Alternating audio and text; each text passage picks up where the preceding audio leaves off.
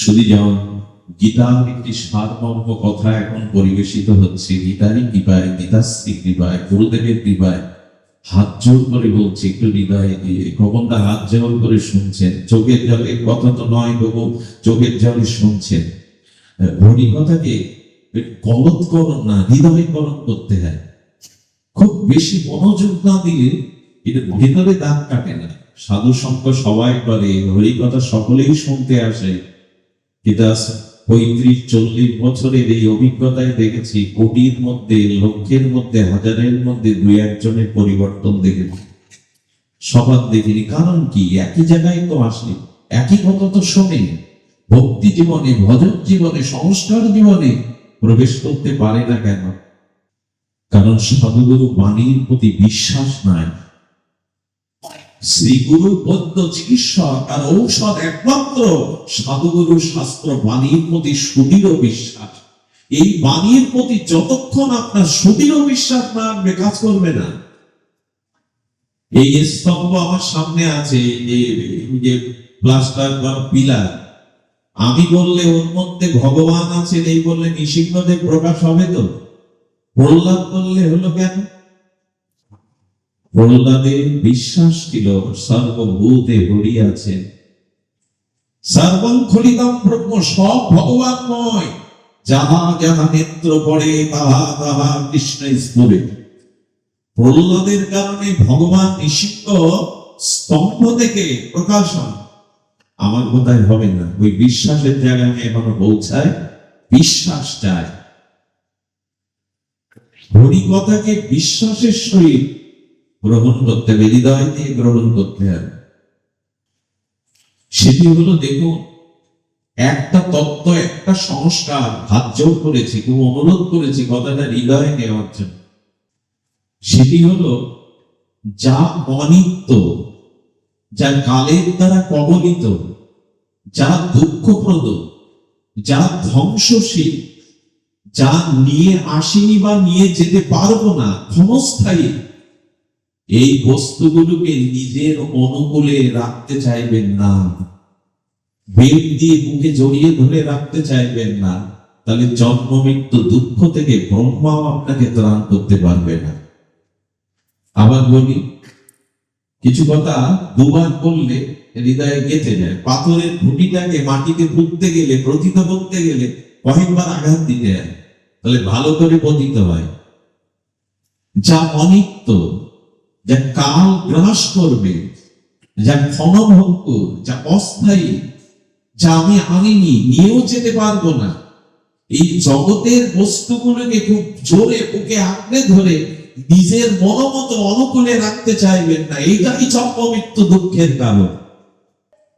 আমরা সবসময় মনে করি সব আমার অনুকূলে থাক, স্বাস্থ্য অনুকূলে থাক, পুত্র কন্যা অনুকূলে থাক, আমার ধন সম্পত্তি অনুকূলে থাক, সব আমার অনুকূলে থাক, আঁকড়ে ধরে বসে আছি। এটাই জীবনের বন্ধন, এটাকে মোহবন্ধন, মায়ার বন্ধন বলে। তাহলে কি করতে হবে? দেখুন, যা থাকবে না, যা বিনাশশীল, যা দুঃখপ্রদ, যা কাল দ্বারা কবলিত হবে, এগুলিকে খুব জোরে আঁকড়ে ধরে নিজের অনুকূলে রাখার চেষ্টা করাটাই হলো অজ্ঞানতা। দুটো জিনিস জীবনে গ্রহণ করুন। আজ সংকল্প নিন, আমিও আপনাদের সাথে সংকল্প নেই, এই ব্যাসপীঠে বসে সেবা আর ভজন, ভগবান ভজন আর এই জীব জগতের সেবা, এই দুটি হলো নিখিল শাস্ত্রের, নিখিল উপদেশের সার। গীতা, ভাগবত, যা কিছু সমস্ত বেদ, বেদান্ত, উপনিষদ, ভাগবতের সার, এই দুটি সেবা কাদের করতে হবে? যে বস্তু ক্ষণস্থায়ী, চিরস্থায়ী নয়, এদের সেবা দিয়ে বিদায় দিন, আর ভজন দিয়ে নিজ প্রেমময় ভগবানকে জড়িয়ে ধরুন। সেবা কার কাছে? কিন্তু দৃষ্টান্ত না দিয়ে পরিষ্কার হচ্ছে না। আমার পিতা আছে, মাতা আছে, স্ত্রী আছে, পুত্র কন্যা আছে, হঠাৎ দূর থেকে 5 জন অতিথি এলো, আত্মীয় এলো।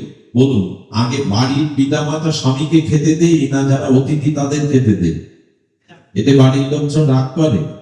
কথা বলতে হবে, রাগ করে কি? লাভ করে না, বরঞ্চ আমরা আজ অল্প কিছু পাই না পাই অতিথিকে, কারণ কি জানেন, ওরা একদিনের জন্য এসছে বা 5 দিনের জন্য এসছে বা ক্ষণিক সময়ের জন্য এসছে। জামাইকে এত আদর করে কেন জানেন মানুষ? অল্প সময়ের জন্য আসে, মেয়েটা তাকে দিয়েছে। জামাই আদর মানে ব্যাপক আদর। খেতে খেতে নষ্ট করছে তবু ঢালবে, জামাই আদর। জানে মেয়েটাকে পেটায় ঘরে দোষ দিয়ে, তাও আদর করবে, জামাই আদর।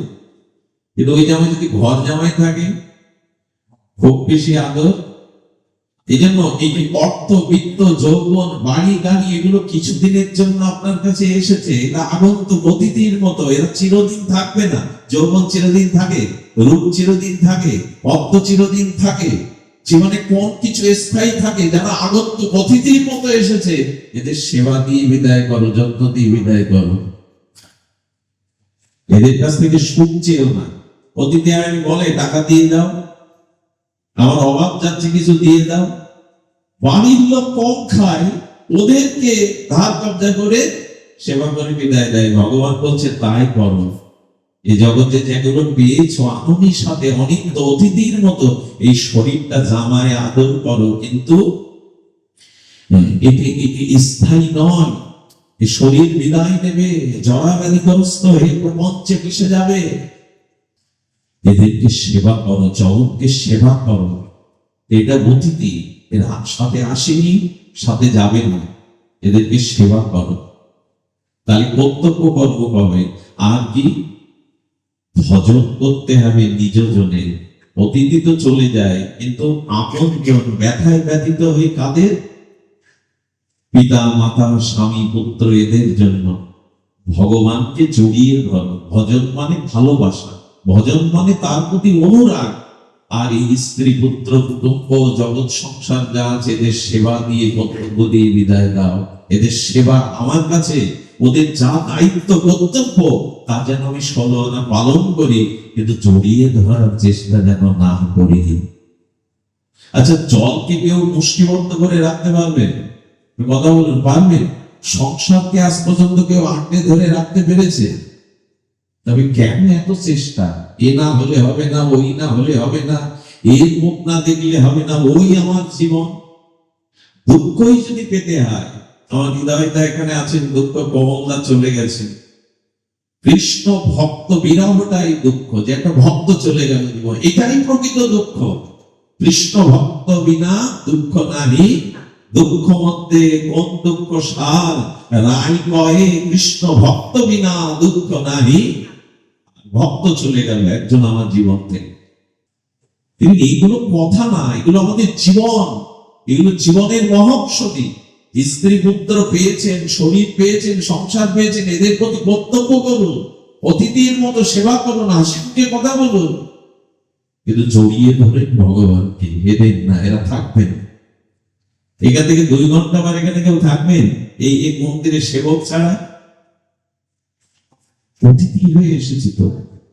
এটাই গীতার সার উপদেশ। এই আসক্তি কাটাও, জড়িয়ে ধরতে চেও না।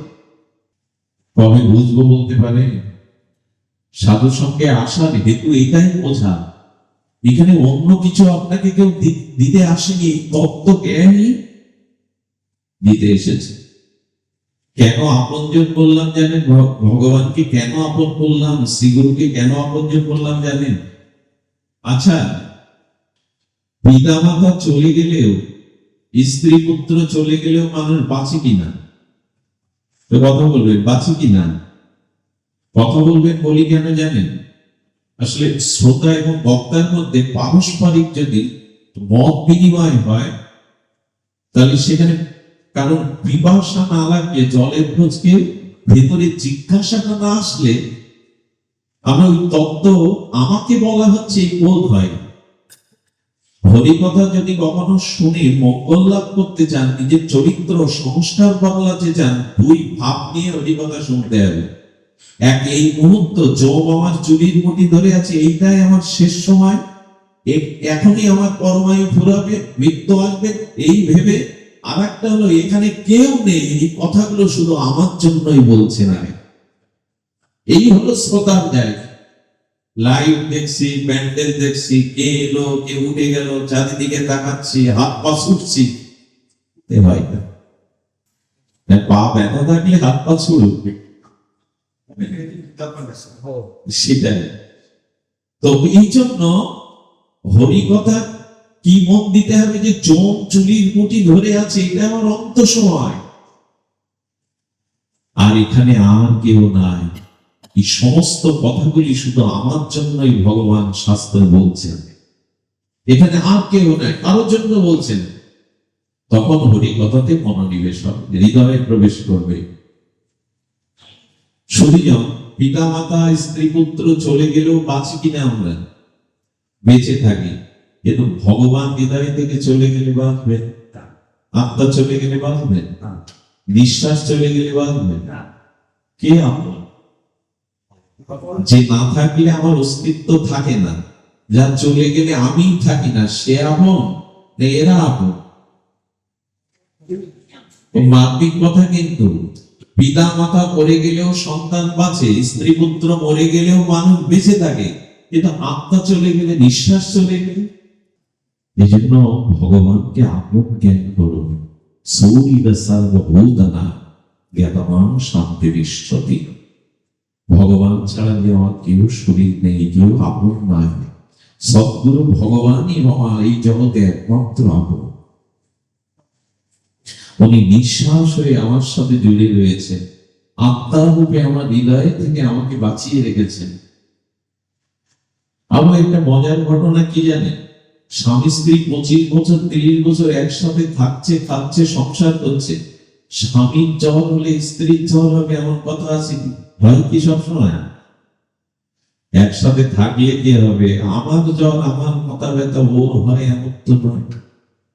কিন্তু ভক্তের হৃদয়ে ব্যথার একটা অশ্রু যদি ঝরে, ভগবানের হৃদয় ভেঙে যায়। কে আপন আপনার?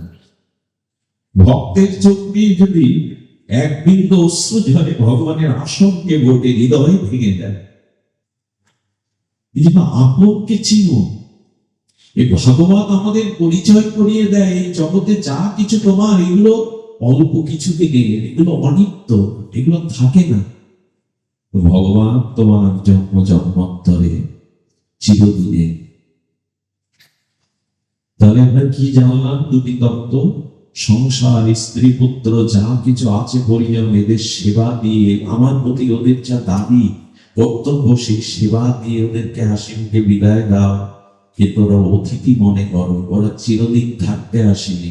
আর ভগবানকে আপনজন মনে করে থাকে, তিনি চিরদিন, তিনি আপনজন আমার। এই ভোগটা করানোই হলো ভাগবতের কাজ। তিনি আমার আপনজন।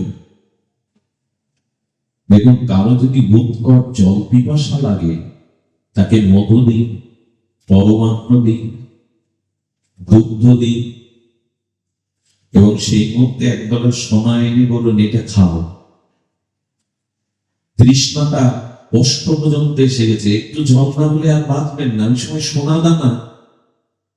যেদিন ভগবানকে ওই পিপাসা লাগবে, তোমাকে না পেলে সোনা দানা বাড়ি গাড়ি আমার ভালো লাগছে না, আমি তোমাকে চাই, এর নাম ব্যাকুলতা, এর নাম ভক্তি। এটা হলেই পেয়ে যাবেন। জলের তৃষ্ণা যদি 2-3 দিন ধরে জল না পান না, তখন আর বাড়ি গাড়ি স্ত্রী ভালো লাগবে না, একটুখানি জলের জন্য উৎকণ্ঠিত হয়ে থাকতে হবে। ভগবানের প্রতি ওই পিপাসা জাগানোর নামই ভজন। তোমায় না পেলে আর আমি বাঁচবো না, ভালো থাকবো না। এই জন্য জল থেকে মাছকে আলাদা করলে মাছ যেমন ছটফট করে, ভগবানকে পাওয়ার জন্য দিন রাত যখন যার বুকে ছটফটানি হয়, এই নাম ভক্তি। বাছুরের কাছ থেকে মা গাভীটাকে রাখাল নিয়ে যাচ্ছে, বাছুরটাকে বেঁধে রেখে। ওই ছোট বাছুরটা যেমন হাম্পাপ করবে, দড়ি খুঁটি উড়িয়ে মায়ের সাথে যাওয়ার জন্য ব্যাকুল হবে, যদি ভগবানের কাছে যাওয়ার জন্য অমন ব্যাকুলতা ছটফটানি হয়, তবে এর নাম ভজনের, নাম ভক্তি। মা পাখিটা খড়কুটো জোগাড় করে বাসা তৈরি করে ডিমে তা দিয়েছে, ডিম থেকে শাবক উঠেছে সদ্য, চোখটা পুরোপুরি মেলেনি, পাখাও পুরোপুরি মেলেনি। মা ওই বাচ্চার ঠোঁটে শস্য কণা দেবে, খেতে গেছে শস্য আনতে, আর বাচ্চাটাই বাসার মধ্যে চি চি করে যেমন মাকে ডাকে, যেমন অগ্নি করে যদি ভগবানকে ডাকতে পারো, তাই নাও ভজন।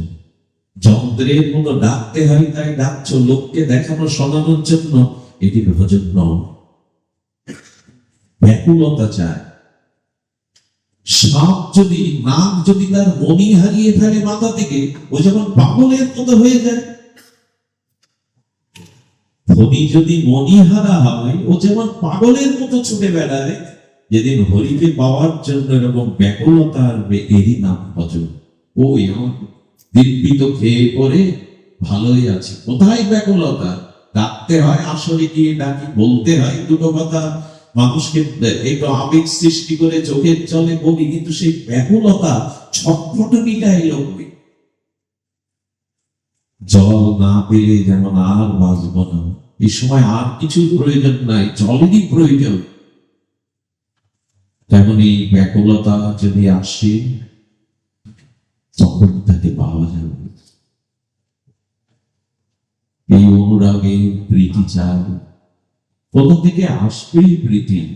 এটা সাধুগুরু বৈষ্ণবের কৃপায়, মহৎ কৃপায় আসবে। জগতে যদি এই ভক্তির অধিকারী হতে হয়, এই কৃপা পাত্র হতে হয়, তবে আমাদের দুটো লীলা বলে পাঠ বিশ্রাম করি। লীলা দুটি বড় মার্মিক। লীলা দুটি যদি আমি আগেই বলেছি, একটা বয়স রামচরিত মানুষের সদ্গুরু বৌদ্ধ অবচন বিশ্বাসা, আর তুলসীদাস তার রামচরিত মানুষে তিনি বলছেন, ভক্ত ভক্তি ভগবন্ত গুরু চতুর্নাম বপুয়ে ইনক পদ বন্দন কিয়ে নাস বিঘ্ন অনেক।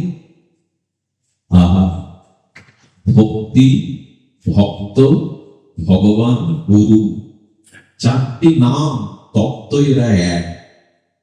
এদের চরণ বন্দনা করো, এদের চরণ জড়িয়ে ধরো, এদের বাণীকে ঔষধ রূপে হৃদয়ে ধারণ করো, তবে বিঘ্ন নাশ হবে। ভক্ত ভক্তি ভগবন্ত গুরু চতুর্নাম বপুয়ে, নাম চারটি কিন্তু তত্ত্ব এক। একই দুধ থেকে দই হলো, ঘৃত হলো, মাখন হলো, তত্ত্ব তো দুধ। তেমন ভগবান ভক্ত রূপে, ভক্তি রূপে, গুরু রূপে, এই চার রূপে, চার নাম রূপে জগতে এদের চরণকে যিনি জড়িয়ে ধরেছেন, তার বিঘ্ন নাশ হয়। বিঘ্ন বলতে পাপ আর তার দ্বারা হয় না, আর পাপ যখনই না হয়, তখন এই জন্ম মৃত্যু কর্মফল ভোগ করতে আত্মাকে আসতে হয়।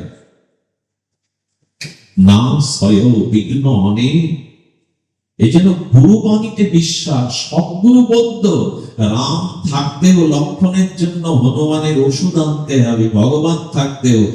ভগবান থাকতেও সদ্গুরুদেবের কৃপা আর ভক্তের অনুকম্পায় এই ভজন রূপ ঔষধ পেতে হবে, না লক্ষণ বাঁচবে না, জাগবে না। বিশ্বাস চাই। এই বিশ্বাস কেমন? একটা দৃষ্টান্ত দেই। আহা, এক রাজা একমাত্রই কন্যা, রাজকুমারী, কিন্তু ছোটবেলায় তার স্বভাব প্রকাশ হয়েছে বৈরাগ্যে। বৈরাগ্য কাকে বলে? বিষয়ে বিরক্তিকে বৈরাগ্য বলে। যেমন খুব জ্বর, কয়েকদিন ধরে প্রবল জ্বর, আপনারও যে খাদ্যগুলো খুব প্রিয় আস্বাদ্য, সেই খাদ্যগুলো কি ভালো লাগে সামনে? ক্ষুধা কিন্তু আছে, আর ওই খাদ্যগুলো প্রিয়, কিন্তু জ্বর, এত জ্বর, খাদ্য আপনার সামনে দেখলে আর কমন আসছে, ওদিকে তাকাতে পারছেন। যেদিন কামনা বাসনা ভোগ লালসার প্রতি ওই জলরোগীর খাদ্য দেখলে যেমন বিরক্তি হয়, খেতে পারে না, যেদিন কামনা বাসনার একটু বিরক্তি হবে, এর নাম বৈরাগ্য। তবে জ্বর না এলে, জ্বর না এলে কিন্তু খাদ্য ভালো লাগবে। যার প্রেম ভক্তি ভজন হয়েছে, সদ্গুরুর কৃপায় বিশ্বাস এলে বৈরাগ্য আসবে, আর বিষয় ভালো লাগে। আমাদের তো ভালো লাগে, কিছু মনে করবেন না। আমি যদি বলি আজ পাঠ রাত 1টা পর্যন্ত করবো, মনে মনে 90% মানুষ কি মাথা খারাপ হলো নাকি, ওর কাজকর্ম নেই বলে কি আমাদের কাজকর্ম নেই? আচ্ছা, 3 ঘন্টা এক জায়গায় বসে হরিনাম হরিকথা শুনতে আমরা ভাবিয়ে উঠি অনেকেই আমার মতো, কিন্তু 3-4 ঘন্টা মোবাইল দেখতে হাঁপিয়ে উঠে তো মানুষের। দেশের যুবক যুবতীরা 80% সারা রাত ওই নেট ঘাটতে ঘাটতে মানসিক রোগ হয়ে গেছে তাদের। ওখানে তো অলাস লাগে। যাদের তাস খেলার খুব নেশা না, সন্ধ্যার পরে যদি বসে যায়, 2 কাপ চাও আসে, দেখবেন 2টো কখন বেজে গেছে, 2টো বাজতো কখন। অথচ জপ করতে বসলে, ধ্যান করতে বসলে, হরিভজন করতে বসলে আসলে কি হয় জানেন, যে বস্তুর প্রতি প্রিয়তা নেই সে বস্তুর সময়টা 1 মিনিট 1 ঘন্টার মতো মনে হয়, এবং কারো জন্য অপেক্ষা করতে লাগলে দেখবেন খুব বিরক্তি হয়, 2 মিনিটকে 1 ঘন্টা মনে হয়। আর প্রিয়জন কাছে এলে, ভালোবাসার মানুষ কাছে এলে কখন সময় চলে যায় বোঝা যায়। ভগবানের প্রতি প্রিয়তা না আনলে কিন্তু বিষয় বিরক্তি আসবে। এই রাজকুমারী জন্ম থেকে একটা সংস্কার নিয়ে জন্মেছে। সংস্কার বড় প্রবল। আমি গতদিন যেন কোথায় বলেছিলাম, শিক্ষা বড় না সংস্কার বড়? কোনটা বড়? শিক্ষা বড় না, সংস্কারই বড়। শিক্ষা বড় হলে ভার্সিটির কোন ছাত্র ড্রাগ নিতে পারে না, বিশ্ববিদ্যালয়ের কোন ছাত্রী অন্য ধর্মে যেতে পারে না, পিতামাতা ধর্মকে অস্বীকার করতে পারে না। আসলে তার জীবনে সংস্কারের অভাব। শিক্ষা আছে কিন্তু একজন উচ্চ শিক্ষিত বড় পদে আছে, দেশের ক্ষতি করে দিল। সাধারণ কৃষক করে, সংস্কার থাকলে ভালো মানুষ গ্রামে কাউকে ব্যথা দিতেও চায় না, এটা বিপরীতও মানতে চায় না। এটা সংস্কার শিক্ষার থেকে বড় হলো। আর সেই সংস্কার সাধুগুরু সঙ্গ ছাড়া আসে না। সাধু সঙ্গ ছাড়া কেন সংস্কার তৈরি হয় না? তাহলে বিশ্ববিদ্যালয়, স্কুল কলেজে বিবেক পাওয়া যেত।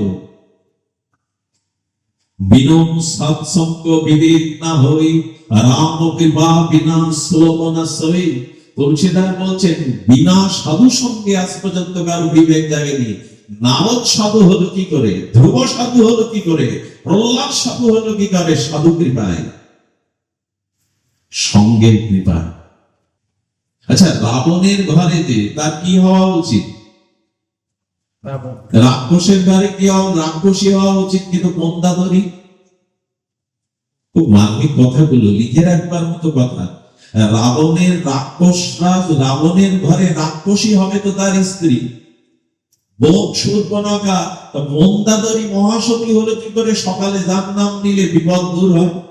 পঞ্চসতীর মতো অন্যতম মন্দাদরী। কারণ মন্দাদরী শাস্ত্র সাধুর প্রতি তার আনুগত্য ছিল, শ্রদ্ধা ছিল, পতিব্রতা ধর্ম ছিল। এই জন্য লঙ্কেশ রাক্ষসের পাতের থেকে সে রাক্ষসী না হয়ে সতী মন্দাদরী হয়ে গেল। সংস্কার এমন বড় জিনিস। আচ্ছা, দত্তকুলে প্রহ্লাদ হলো কেন? পিতা দত্ত, দত্তের আদ্যুত প্রহ্লাদের ভয় তারাও দত্ত হয়ে গেছিল। প্রহ্লাদ হলো কেন? সাধু সংস্কারে। সংস্কার ছাড়া এ পরিবর্তন হয় না। আর এই সংস্কারটা সাধু সঙ্গে হবে। তবে আমার মতো সাধু না, প্রকৃত সাধু সঙ্গ করবে, যারা নিষ্কিঞ্চন, যাদের চিত্ত ভগবানের সমর্পিত, যারা ভজনশীল, এইরূপ সাধুর মুখে হরিকথা সাধু সঙ্গ করলে আপনার সংস্কার আসবে। এবং খুব মার্মিক কথা কি জানেন? খুব মার্মিক কথা বলি, তীর্থে গেলে, দান করলে, পরের উপকার করলে, পূজা পার্বণ করলে আত্মে পূর্ণ হয়। আর ভগবানকে স্মরণ রাখলে 16 আনা পূর্ণ হয়, পূর্ণ হয়। ওগুলো আত্মে পূর্ণ হয়, ভগবানকে স্মরণ করায় পূর্ণতা পায়। আচ্ছা, হিংসা করা, পাপ করা, পরের ক্ষতি করা, এটা আত্মিক পাপ হয়। আর ভগবানকে ভুলে গেলে পূর্ণ পাপ হয়, 16 আনা পাপ হয়। ভুলে যায় না তাকে। এই জন্য গীতায় ভগবান ধ্রুব সঙ্গীত গেয়েছেন, তসমাৎ সর্বেষু কালেষু মামনুষ্যর যুদ্ধচর। এই যুদ্ধক্ষেত্রের মধ্যে দাঁড়িয়েও সর্বদা আমাকে স্মরণ করো, ভুলে যেও না, আমাকে ভুলে যেও না। দোকানে আছেন, খরিদ্দার নেই, নাম নিতে থাকুন, গ্রন্থ দেখতে থাকুন। অফিসে আসেন, অফিসে কোনো কাজ নেই, তো গ্রন্থের পাতা উল্টান, না হলে জিহ্বাটাকে তো হরিনাম দিন। মনে মনে চিন্তা করুন, রান্না করতে বসেছেন মায়েরা, ঘর মুছছেন, মুখে হরিনাম নিতে বাধা কোথায়? জিহ্বা হরিনাম নিতে বাধা কোথায়? করবো না, সংস্কার নাই। ভগবানকে ভুলে যাওয়াই হলো সর্বোত্তম পরিপূর্ণ পাপ। আর হিংসা করা, পরের ক্ষতি করা, এগুলো অর্ধেক পাপ। দান, ধ্যান, তীর্থ পর্যটন, সেবা, এগুলো অর্ধপূর্ণ। আর ভগবানকে হৃদয়ে স্মরণ করা হলো পরিপূর্ণ পূর্ণ। ভগবানের স্মরণ প্রয়োজন। চলুন সেই রাজকুমারীর কথায় চলে যায়। এই রাজকুমারীকে বসন্তের দিনে রাজা বলছে, দেখ মা, কেমন ধরিত্রী শৃঙ্গার করেছে, ফুল পল্লবে কিশলয়ে আর ফুল ফলে মধুমন্তে ভ্রমর গুঞ্জনে, যেন বসন্ত প্রকৃতি নববধূ বেশে সেজে উঠেছে। কুমারী বলছে, বাবা, শীতকালে সৌন্দর্য থাকবে না, সব পাতা ঝরে যাবে। যে কথাই বলতো ওর মুখে বৈরাগ্যের উপদেশ। রাজা অবাক হয়ে বলতো, কি সংস্কার নিয়ে এসেছে? যা বলে হচ্ছে, দেখ কত সুন্দর রূপে। বললো, বাবা, বার্ধক্য জরাব্যাধিতে ওকে চেনা যাবে। বিশ্ব সুন্দরী যখন বৃদ্ধ হয়ে যায়, দেখবেন সুন্দর থাকে কি? ও সব কথাই বৈরাগ্যের উপদেশ দিত। এই জন্য বাবা ওর নাম রাখলো বৈরাগ্যবতী। কি নাম রাখলো? বৈরাগ্যবতী। বৈরাগ্য বাড়তে লাগলো। বৈরাগ্য বাড়তে বাড়তে বাড়তে বাড়তে এমন পৌঁছায় বেরোলো, বললেন, আমি রাজপ্রাসাদে থাকবো না বাবা। রাজপ্রাসাদের সামনে একটা ভজন কুটির করে দিল, এখানে বসে বসে ভজন করে। আর সারা রাত কেঁদে কেঁদে বলে, ভজন তো পূর্ণ হবে না যদি গুরু কৃপা না পায়। যদি গুরুদেবের কৃপা না হয়, শ্রীগুরুদেব ভগবান। দেখো, সদ্গুরু পাওয়ার জন্য ভগবানের কাছে প্রার্থনা করতে হবে, প্রভু জীবনে একজন সদ্গুরু মিলিয়ে দাও।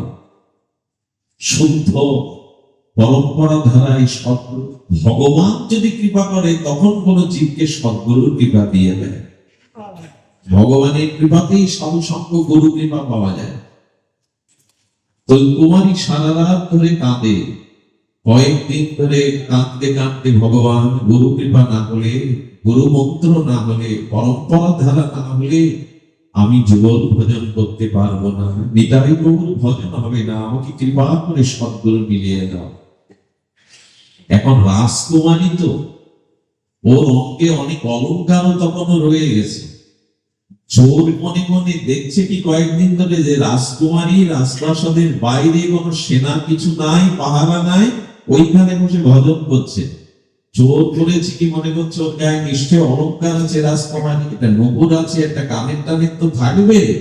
ওই লোভে চোর কাঁচা মেরে চুরি করতে এসে, আর যেই এসেছে দুয়ারের কাছে ওর ক্রন্দন শুনছে, হে ভগবান, কৃপা করে আমাকে সদ্গুরু মিলিয়ে দাও। চোরের মাথায় আবার বুদ্ধি বেশি, গুরু চাইছে, এখন তো চোর হয়ে ঢোকা উচিত না। জোর করে নিলে রাজার সেনাটা ধরতে পারে।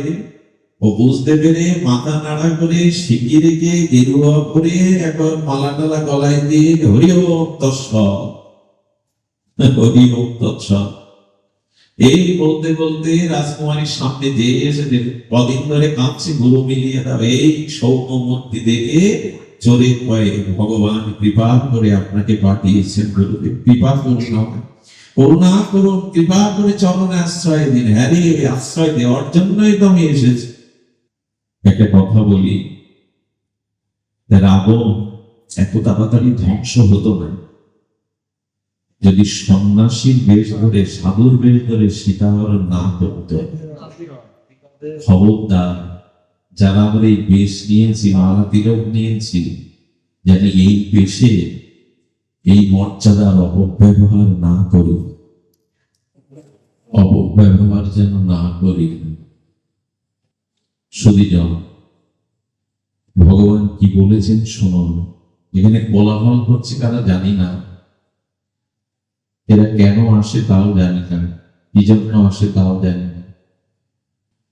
সুধীজন, কেউ যদি এই সাধু বেশ ধরে আজকাল সাধুকে মানুষ বিশ্বাস করতে চাইছে না, তার যথেষ্ট কারণও আছে সমাজে। বিশ্বাসের বেশ ধরে মানুষকে যতটা ঠকানো যায়, অন্য বেশ ধরে ততটা ঠকানো যায় না। রাবণ যে কি অভিশাপ দিয়ে গেল সাধু সমাজে, সে সন্ন্যাসীর বেশে সীতাহরণ, সেই থেকে লেগে গেল। অনেক জায়গায় শুনেছি সাধু গিয়ে জল পড়িয়ে প্রসাদ চরণামৃতর নাম করে অজ্ঞান করে ঘর থেকে সব নিয়ে যায়। মানুষের ধীরে ধীরে অস্তিত্ব, বিশ্বাস এগুলো শিথিল হতে শুরু করেছে। একটা কথা বলি, কথাটা হৃদয়ে লিখে নি, এই পোশাক পরে এই সাধু বেশ ধরে যদি আমরা এভাবে ক্ষতি করার চেষ্টা করি, নিজের অস্তিত্ব বিলীন করি, ভগবান কি বলেছেন জানেন? এদের বিচারের ভার আমি জমের হাতে দেব না, চোদ্দদের হাতে দেব না, আমি নিজে ওর বিচারের ভার নেব। ভগবান বলছেন এদের বিচারের ভার আমি নিজে নেব। কারণ কি জানেন? কোন কলেজে যারা পড়াশোনা করে ছাত্রছাত্রী কোন একটা দোষ করলে, অপরাধ করলে, পিয়ন জানলে অল্প সাজা দেয়, শিক্ষক জানলে সাজাটা সামান্য বেশি দেয়, কিন্তু প্রিন্সিপালের কাছে যদি নোটিশ চলে যায়, কলেজ থেকে তাকে বহিষ্কার করতে পারে। প্রিন্সিপালের এই ক্ষমতা আছে। ভগবান বলছেন এই সাধু বেশ ধরে যদি সমাজের কেউ ক্ষতি করে, মানুষের বিশ্বাসের ক্ষতি করে, ওদের বিচারের ভার তুমি নিতে যেও না, আমি নিজে নেব। সাধক কে জানেন? সাধু কে জানেন? যে সাবধান আছে। চোর চুরি করতে গেলে বাতাসে কিছু নড়লে সাবধান হয় কিনা? সাধুকে কতটা সাবধান হওয়া দরকার। যে সাবধান সেই সাধু, সেই সাধক। সময় চলে যাচ্ছে, এমন বিবেক পেয়েছি, এমন সাধু সঙ্গ পেয়েছি, এরপর নিজের জীবনকে নষ্ট করব, এই বোধে, যে বিবেক বোধে যে সাবধান, ইনি সাধু। তো দীক্ষা কি দিল? এই রাম রাম, ও তো রাম রাম জপ করছে, রাম রাম দীক্ষা দিল, মনে একটা মন্ত্র দিল। মন্ত্র কানে দেওয়ার পরে বলছে, দেখ মা, আমি পুরোপুরি দীক্ষাটা তোকে এখনো দেইনি, কেবল একটু মন্ত্র দিয়েছি। বলে, গুরুদেব পুরোপুরি দীক্ষার জন্য কি প্রয়োজন বলুন কৃপা করে। ওর বিশ্বাস ভগবানই পাঠিয়েছেন এই সদ্গুরুকে। আমি গল্প শোনাচ্ছি না, ভক্তমান চরিত্র শোনাচ্ছি আপনাদের। নাভাতি গোস্বামী ভক্তমান চরিত্রে বলছেন, এই দেখো বিশ্বাস কোথায় নিয়ে যায়। রাজকুমারী বলছে, গুরুদেব বলুন, আমি এই প্রতীক্ষায় তো ছিলাম। এক কাজ কর মা, আমার জঙ্গলে ভজন কুটিরে উৎসব আছে, বৈষ্ণব সেবা আছে, তাদের জন্য কিছু অর্থ করি লাগবে তো, আর সেখানে গিয়ে আমি দীক্ষার পূর্ণ অঙ্গ দীক্ষাটা তোকে প্রদান করবো। তো এই অলঙ্কার গুলো যা আছে কিছু এনে, আর যা আছে এগুলো খুলে দেয় আচল করো। ওর যা অলঙ্কার ছিল, আবার ঘর থেকেও কিছু এনে গুরুদেবের সেবায় লাগবে।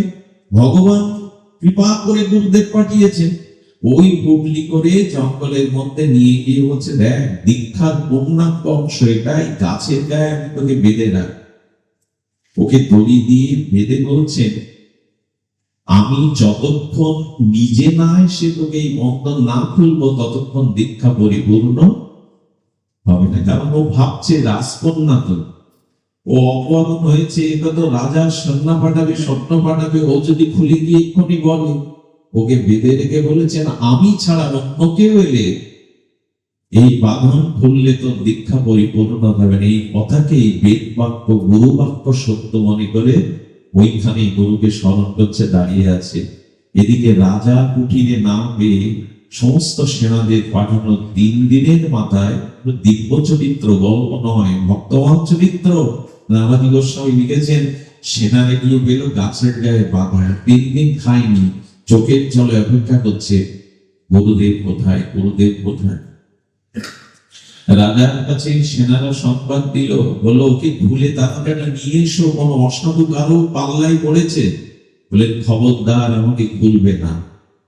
বাবা এলো, মা এলো, আত্মীয় স্বজন এসে বলছে, মা তুই এখনো বুঝতে পারিসনি, তোর এই স্বপ্ন অলংকার নেওয়ার জন্য কোনো বাটপার চোখ তোকে বেঁধে রেখে চলে গেছে।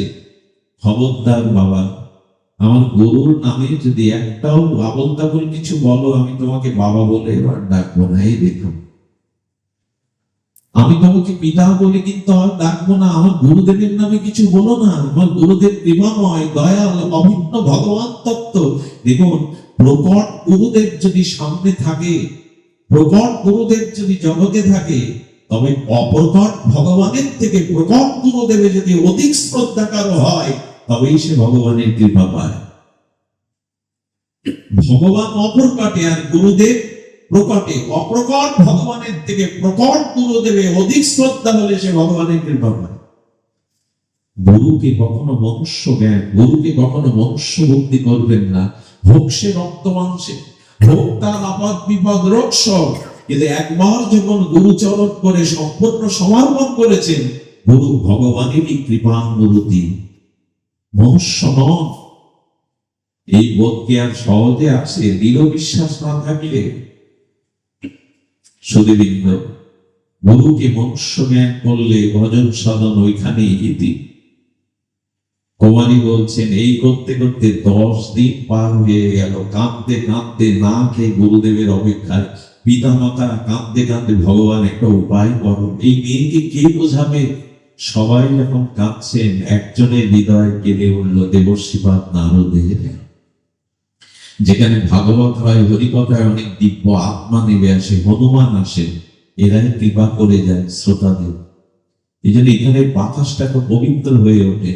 অলক্ষে অনেক দিব্য আত্মা হরিকথা শ্রবণের জন্য নেমে আসে। স্বয়ং ভগবানও আসেন তার কথা শোনার। ধ্রুব প্রহ্লাদ নারদকে নিয়ে আসে। নারদ বললে, এত গুরু ভক্তি, রাজকুমারী হয়েও গুরুদেবের প্রতি 10 দিন না খেয়ে এইভাবে অপেক্ষা করছে। নারদ এসে বলছে, ও মা, আমি দেবর্ষিপাদ নারদ, আজ 11 দিন হলো মুখে জল দিসনি, কিছুই দিসনি। আরে ও একজন চোর, তোকে বেঁধে রেখে তোর সব লুট করে নিয়ে গেছে। ওর কথায় দেবর্ষিপাদ কেন পরীক্ষা নিচ্ছেন আপনি? ভগবান কি বলছেন? বৈরাগ্য ওদিকে, কেন পরীক্ষা নিচ্ছেন আমার? 11 দিন দীক্ষার পরে যদি নারদ আমার সামনে আসে, তাহলে আমার গুরুদেব ভগবান ছাড়া কি? যার কারণে 11 দিনের মাথায় নারদ আমার সামনে আসে, সে ভগবান ছাড়া কি? কি বিশ্বাস! 11 দিন দীক্ষার মাধ্যমে নারদকে যে কাছে পায়, সেই ভগবান না আসলে। আর একটা কথা বলি, বাঁধন গুরুদেব ছাড়া আমি কেউ খোলে না। এই জন্ম মৃত্যু বন্ধন চক্র গুরু ছাড়া, বৈষ্ণব ছাড়া, সাধু ছাড়া অন্য কেউ খুলবে না। ওরা কেবল কথা পাকে নিত্য আমায় বেঁধে রাখে। স্ত্রী পুত্র চিরদিন কথা, আমি তোমার তুমি আমার, এই বাঁধনে বেঁধে রাখে। গুরু সাধু এসে ওই বাঁধন খুলে দেয়। তোমার বাঁশির ডাকে সকল বাঁধন খোলাও খোলাও খোলাও। তুমি গুরু। ওরা কথার পাকে বেঁধে রাখে। গুরুদেব ওই সাধুগুরু বৈষ্ণব ওই বাঁধনটা করে দেবে। এইখানে যতক্ষণ আছে, মায়া আপনাকে ছুঁতে পারে না। সংসার চিন্তা, বিষয় চিন্তা, এগুলো মস্তিষ্কে, হৃদয়ে থাকে না। এই হলো সাধু কৃপা, এই হলো মহৎ কৃপা। এগুলি মায়া ধরতে পারে না এর মধ্যে। সুধীজন, কুমারী বলছেন, 11 দিনের দীক্ষার মাথায় যিনি নারদকে সামনে পান, তার গুরু ভগবান ছাড়া কেউ না। নারদ মাথায় হাত দিয়ে বলছেন, আমি পরাস্ত এর বিশ্বাসের কাছে। নারদ ভগবানের কাছে গিয়ে বলে, বাঁচাও ওকে, ওর বিশ্বাসের জয় করো প্রভু। ও বিশ্বাস করতে চাইছে না ওর গুরুদেব এমন, ওর বিশ্বাস, অটুট বিশ্বাস, তুমি ওকে কৃপা করো। নারদ যদি ভগবানকে অনুরোধ করে, আর কারো যদি ওই বিশ্বাস থাকে, তখন আর ভগবান থাকতে পারে? গোবিন্দ নারায়ণ, শ্রীমান নারায়ণ গৌর, হ্যাঁ, বাহক রূপে এসে কুমারীকে বলছেন, আমি স্বয়ং ভগবান, চতুর্ভুজ, শঙ্খ চক্র গদা পদ্মধারী, আমি বলছি গুরুদেবের ভরসায় থেকো না, ও আসবে না, ও একটু চোর। আমি তোমার বাঁধন খুলে দিচ্ছি। ভগবান আমাকে এখনো বোঝাবেন, 11 দিন দীক্ষার পরে যদি নারদ আর ভগবান সামনে এসে দাঁড়ায়, এখন গুরুর কত কৃপা, আমার গুরুদেবের কত মহিমা, যে আর ভগবান আমার সামনে এসে দাঁড়িয়েছে। ক্ষমা করুন আমায়, আমি আপনার কথাও থেকে দুয়ারে যদি গুরু আর ভগবান একসাথে আসে, তবে ভগবানকেই বলবেন, আসুন ভগবান, আপনি আমি মিলে গুরুদেবকে বরণ করি। এটা বলেছিল সহজবাই, ভারতের প্রথম মহিলা মহন্ত। গোবিন্দ আর গুরু একসাথে এসেছিলেন, উচিত গুরুদেবকে প্রণাম করা। গোবিন্দ তখন বলছেন, তুমি একটু সাবধান হয়ে কথা বলো, আমি সচ্চিদানন্দ পূর্ণ ব্রহ্ম, পরম ব্রহ্ম ভগবান, আর তোমার গুরুদেব রক্ত মাংসের দেহ, কোনো মার পেটে জন্মেছে, জরা ব্যাধি আছে, তুমি আমাকে বলছো গুরুদেবকে বরণ করতে? জানো তোমার চোখকে দিয়েছে, তোমার হাতকে দিয়েছে, তোমার পাকে দিয়েছে, তোমার মধ্যে আত্মা রূপে কে আছে তুমি জানো? সহজবায় হাত জোর করে গোবিন্দকে কি বলেছিলেন জানেন? লিখে নিন, হৃদয়ে লিখে নিন। বড় মার্মিক কথা বলছেন, আপনি চোখ দিয়েছেন গোবিন্দ আমি জানি, কিন্তু চোখ দিলে কি হবে? এই চোখে আপনাকে দেখবার মতো প্রেম অঞ্জন, প্রেম অনুরাগ গুরুদেবই দিয়েছে, আপনি দেননি। চোখ তো আমাদের ভগবান দিয়েছেন, কিন্তু এই চোখে ভগবান দেখবার মতো অনুরাগকে দেয়। জানেন ভগবান হাত আপনি সবাইকে দিয়েছেন, এই হাত দিয়ে অনেকে বিড়াল কুকুর বসে তাদের গায়ে সাবান মাখায়, কিন্তু গুরুদেবের চরণ বিধৌত করে না। হাত আপনি সবাইকে দিয়েছেন, কিন্তু হাত দিয়ে যে গুরু সেবা করতে হয়, বৈষ্ণব সেবা করতে হয়, এই চেতনা তো গুরুদেবই আমাকে দিয়েছে। এই পা দুটো হেঁটেই চলেছি, কিন্তু সাধুগুরুর কাছে যেতে হয়, ধামে যেতে হয়, এই বুদ্ধি গুরুদেবই দিয়েছে। আরো যে কথা বলেছিল তা বড় মার্মিক কথা, বলেন আপনি তো আত্মা রূপে আমার হৃদয়ে রয়েছেন ভগবান, তাই না? ভগবান বলছে হ্যাঁ আছে। বলি কই, আপনি আমার হৃদয়ে থাকতেও তো পাপ কাজে বাধা দেননি, অন্যায় কাজে বাধা দেন, আমি পতন হয়েছে আমাকে বাধা দেননি। এটা আমার গুরুদেব আমাকে অন্ধকারের পথ থেকে আলোর পথে, অবরণের থেকে ভোজন পথে এনেছে। তাই বলি আসুন আপনি আমি মিলে গুরুদেবকেই বরণ করি। আরে বাবা, ভগবানের চোখে জল এসে গেছিল। সহজ, তোমার গুরু ভক্তি দেখবার জন্য আমি স্বয়ং এসেছি তোমার দরে, ধন্য তুমি। আমরা তো আজকাল এমন হয়েছে, গুরুদেবের কাঁধে কেনই দিয়ে ছবি তুলতে ব্যস্ত। গুরুদেব কিছু মনে করবেন না, মাঝে আমাকে একজন বলছে, দাদা কি করবো, গুরুদেব নামে কি কেস ঠুকে দেবো? এমন কথা বলছে কেন? বলে ছেলে চাকরি দেওয়ার নাম করে কয়েক লাখ টাকা নিয়েছে, চাকরিও দেয়নি, টাকাও দেয়। আজকাল এমন জগতে আমরা বাস করছি যেখানে গুরুদেবের নামে শিষ্য কেসও ঢুকে দেয়। এইরা বলে হবে না। যদি তিনি যেমনই হন, আপনার বিশ্বাস থেকে আপনি নড়বেন না। গোবিন্দ তখন হনুমানকে ডেকেছেন, নারায়ণ তখন হনুমানকে ডেকেছেন। হনুমান বলছেন, প্রভু আমাকে ডাকলেন? বললেন এক কাজ করুন, ওর গুরুদেব যেখানে, সেখান থেকে ওকে তুলে আনো, তুমি না হলে একে ছেড়ে কোথায় যাবো? এত বিশ্বাস, এত দৃঢ়তা কোথায় যাবো? ও চোর করেছে কি জানেন? ওই সব টাকা পয়সা গুলো খরচ করে তো খেয়েছে, অভ্যাস ত্যাগ করতে আর এক ঘরে চুরি করতে গেছে। পেছনে হনুমান গিয়ে বলছে জয় রাম। জয় রাম থেকে পেছনে ফিরে দেখে হনুমান। আমি মনে করেছিলাম আমার জীবনে যা পাপ তাদের জমদূত আসবে, এখন দেখছি রামদূত এসে আছে। হনুমান বলছে কথা না বাড়িয়ে চলো। হনুমান কাঁধে করে, কাকে কাঁধে নেয় হনুমান? রাম লক্ষ্মণকে কাঁধে করে আনলো। ভগবান নারদ হনুমানজি রাজার সামনে বলছে, ওর বাদল খুলে দাও। গুরুদেবকে দেখেই প্রাণ ফিরে পেল বৈরাগ্যবতীর, চোখের জল ছিঁড়ে দিয়ে বললেন, প্রভু এসেছে। প্রভু কত প্রতীক্ষা, 11 দিন প্রতীক্ষা করছি, প্রভু এসেছেন, কৃপা করুন চরণে। ভগবানের দর্শন পেলে কারো ভিতরে আর পাপ থাকে না। সবগুলো প্রতিবাদ হলে ভগবানকে পেয়ে গেল। একটু বিশ্বাস রাখুন না, একটু আস্থা রাখুন না সাধুগুরুর প্রতি। যে যা কাজ করছে সে তার জন্য প্রতিফল পাবে। আপনি আপনার বিশ্বাসটা দৃঢ় করে রাখুন, কিছু মনে করবেন না। এক গুরুদেব বলেছিল, ওরে আমার এই ঘোড়া হয়েছে, এখানে পোকা হয়েছে, এর ওষুধ কাজ করছে না। আমি স্বপ্ন দেখলাম যে চুষে চুষে এই পুষ রক্ত পোকাগুলো খেয়ে ফেলতে পারবে যে শিষ্য, তাহলে নিরাময় হতে পারে। ওখান থেকে 90% শিষ্য চলে গেল। বল বলে ঘা পোকা কে ওইগুলো খাবে? এক সরল যুবক দাঁড়িয়ে বলছে, গুরুদেব এই জীবন যৌবন প্রাণ দেহ সব আপনাকে দিয়েছি, আপনি একটুকু সেবার অধিকার আমাকে দিন। সব যখন ফিরে গেছে, ও চোষণ করতে শুরু করেছে। চুষতে কি হলো জানেন? অস্ত্র পুলক কম্প শ্বেত সরলঙ্গ অষ্টসাত্ত্বিক ভাব দেখা দিল। প্রেমী উন্মত্ত হয়ে গড়াগড়ি দিতে লাগলো। অনেকক্ষণ পর শিষ্যদের বলছে, পুজ রক্ত খেয়ে এই এমন করছে কেন? ওর ভিতরে প্রেমের লক্ষণ কেন?